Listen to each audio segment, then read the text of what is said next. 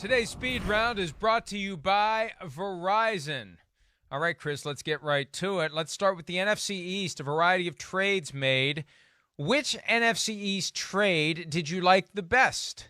I think the one, like I talked about, I like the Cowboys one a lot. I like Devontae Smith, but the Giants one is the one I think that jumps out to me more than any. I mean, one, I think they got a really damn good football player in Kadarius Toney. I mean, he's a weapon. Like a Jalen Waddle, he's Tyreek Hill-ish in a lot of ways. So, man, with the firepower they already have, but then really to get a first-round pick in next year's draft, it was a phenomenal play there by Gettleman and the Giants. And like we talked about earlier, it's the Eagles are rebuilding. I don't expect them to have a awesome, football team this year. So I don't know what the Giants fans are going for. Who'd they want? This guy's got 3 rockets up his butt and can break tackles and break ankles and do it all. He's going to be really good for their football team. And think about it. Instead of overreacting when they get leapfrogged for Devontae Smith and taking Toney there, they make the strategic decision, and Dave Gettleman, the GM of the team, finally proving he is capable of trading down. They go down 9 spots. They pick up that first-rounder next year, and they get Kadarius Toney, presumably the guy they would have taken at 11 if they had put a name on the card then, because it was widely believed they were going receiver, and that's why the Eagles cut the line in front of them to get Devontae Smith. So it worked out well for the New York Giants. I agree with you. That was the best NFC East trade of the night because they still got their guy, and they got a first-rounder next year when it'll be easier to scout these guys because there will be private workouts and visits to teams and a scouting combine most likely next year. All right, which Alabama first-rounder can make the biggest immediate impact? And there were 6 of them last night. It's unreal. It's unreal. Go ahead. You go first. I don't know. Who's the one that jumps out to you? I think it's Najee Harris. He's going to have the ball the most. He's the last of the guys taken.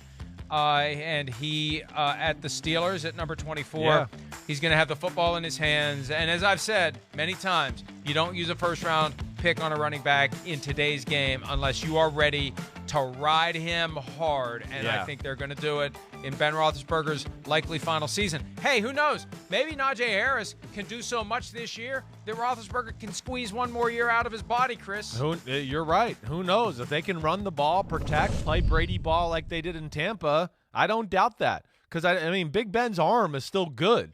That's not going to be like a concern. You're not going to be like, oh, man, he can't make the throws anymore. He's still going to be capable of doing all that. So, these damn Alabama guys, this damn Alabama football team, it's unbelievable. I mean, it's every year. It's just stud after stud after stud after stud.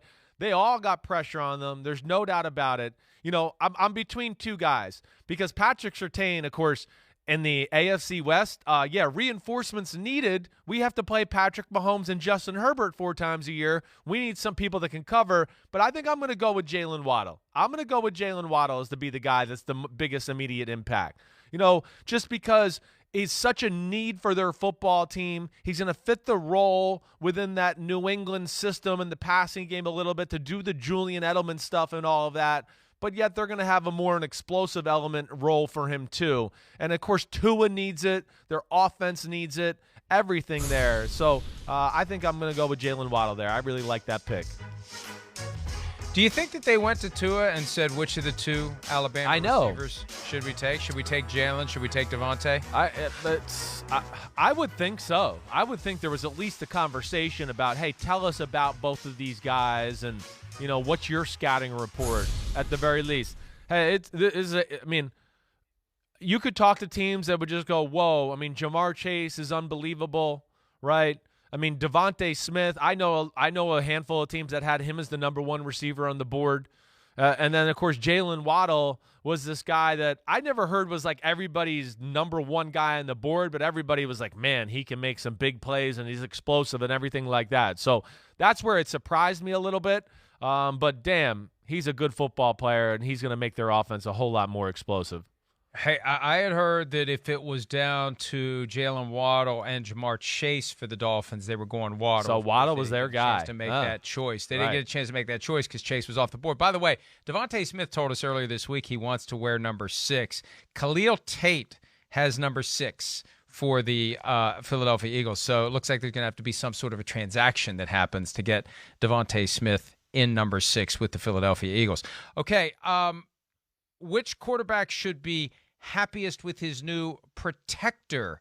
Which tackle you're skipping one. is going to be the best? Which one did I skip? Well, you got to read. Well, you know what? And look above. But you know what we're capable of doing? Yeah. We're capable of pretending that didn't happen, and then I can circle back afterward. Right. It's more seamless that way. Oh, right. All right. Right. So we're sticking with the one that I did. Okay. Which quarterback should be happiest with his new protector? Right. Yeah. We were capable of going in order, too, just to let you know. We're capable both ways there, buddy. I didn't know you read the sheets. You Yeah. just told me an hour ago you don't read them. I didn't. Not last night at 12:55. And I didn't know you could read, Texas boy. Yeah, I barely can. That's about all they taught me there is how to read. That's it. QB should be the happiest. I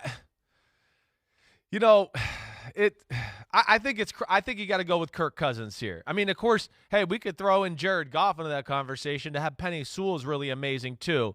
But I just think from the Minnesota angle, it was such a necessity for their football team, like we kind of talked about. I mean, Cousins, to your point, is not the most mobile guy in the world, but the whole team and the way they play is set up through their run game and their bootleg. And if they can't really be successful in that type of stuff, then it's going to be an uphill battle. Darisaw, arguably the best pass-protecting left tackle in the draft, too. So I really like that pick from the Vikings there.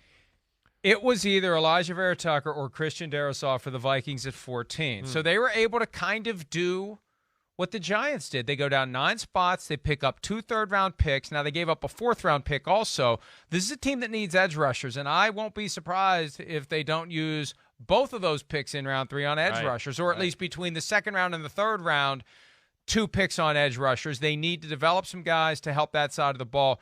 But, look, Kirk Cousins needs to be able to run the play that's called. When the walls close in, it's over. So they needed that infrastructure on the offensive line, and it made sense for them. If they had a very close match between Vera Tucker and Darisaw to get a couple of 3rd-round picks and still get one of the 2 guys, that worked out pretty well. So I think Kirk Cousins should be happy, and he also should be happy that Justin Fields didn't fall to 14 because there was a chance the Vikings were going to take him. Ooh, man. Which would have made for a much different narrative today than what we otherwise would be addressing. All right, now I will go back to the one that I inadvertently skipped over. Thank you very much for pointing that out to the world. Christopher, which first-round cornerback situation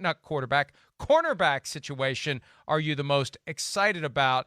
There were 5 corners taken in all last night. Well, you know the one I'm most excited about. We hit on it already, my modern medical miracle. I mean, Caleb Farley to the Tennessee Titans is the one I'm most excited about. Because, to me, it could be like a Randy Moss type story where he fell to here and now he's one of the best in the league at his position, that type of stuff. Farley has that type of talent, and the way they play, they want island corners. They want Stephon Gilmore's and the Ty Laws of the world that can get it and just go, hey, I got you. That's it. The rest of the defense has got their own game plan, but I got you, and that's where Caleb Farley will thrive. And I like that you made the Randy Moss point because it was the Tennessee Titans who took the last receiver before Randy Moss in 1998. Trivia, do you remember who it was? Ooh, 1998. Hold on. Was Derek Mason that high of a pick? No.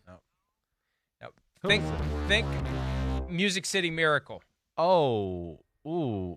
Well, okay, I'm thinking of the time. Oh, that's I know. Damn, I know. He's now a high school principal. I know. What's his name? I'm not going to be able to. Kevin Dyson. Dyson. Nope, number 87. Damn. Okay, yeah, good one there. Trip down memory lane. And Caleb Farley, one pick after the Randy Moss spot of 21. I agree with you there. I am excited about that. I also, though, want to see if J.C. Horn is as good as the Panthers believe. Right. Because, remember, when they traded for Sam Darnold, they said, hey, we now can take the best available player. And as Mac Jones fell to 8, remember there was that noise? Maybe they would trade up to try to get Mac Jones. Right. Mac Jones is there. They didn't flinch. They didn't blink. They didn't take him or Justin Fields at number 8. they went with the best player on the board, and for them it was J.C. Horn, and we'll see if he's as good as advertised. He's definitely got the confidence. Yes. And you better have a lot of confidence if you're going to thrive as a corner in today's NFL. They're all about like size and length there with Carolina. We've heard Matt Rule say that, and J.C. Horn fits that mold. He does. Yeah, he wasn't my favorite corner in the draft, but when you talk about physicality, the ability to kind of jam receivers and beat them up at the line of scrimmage and not do all that stuff, that's where he's really good. And, of course, he's a good tackler to go on top of that. So they got a really good football player. Yeah, for my money, I think it's an overdrafting a little at number 8. But, yeah, I'm with you. That's going to be one to watch for sure. I'm sure they were trying to trade down to a degree. I mean, that was the rumor around the Carolina Panthers. But I guess they didn't find the suitor, and they got J.C. Horn. Part of the problem was they weren't going to get J.C. Horn if they traded down because that's who the Eagles were targeting when they were initially trying to trade up. Once Horn was off the board, it pivoted, I believe, to Devontae Smith away from J.C. Horn. All right, let's take a break. Big kahuna draft as it relates to the first night of the 2021 draft when PFT Live continues right after this. Pro Football Talk is brought to you by Verizon, built right for business.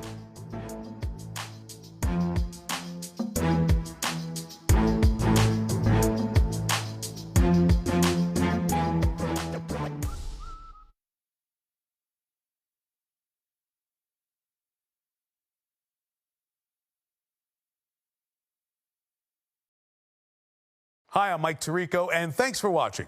Make sure to hit subscribe for the latest news and highlights from NBC Sports.